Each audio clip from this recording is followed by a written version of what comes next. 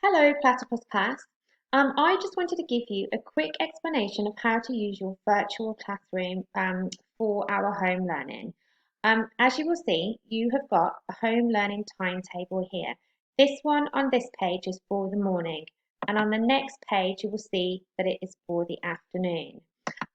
This just gives you a rough time of how long you should be spending on each activity. So you'll see here you've got English, phonics, don't forget to have a break, then it will be math, and then after lunch you will have either science, topic or PE, and then the rest of the afternoon will be spent on either reading, Sumdog, Zoomas, code or busy things.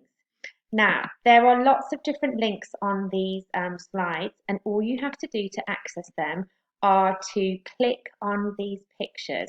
Once you click on a picture, you will see that you will be able to get through like a video or a website to get to these different activities. So for instance, here you can see that we've got the Spelling Play website that we use for our phonics. We've got White Rose, which will lead you to the video that you will need to learn and use for your learning for each day.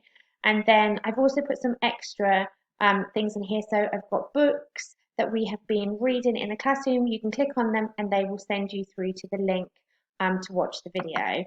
On the following page, you will see there are some maps here, world maps, and if you click on these, they will bring you to the links that we used in the classroom to learn all about the continents and the oceans, which I know how much you loved singing those songs.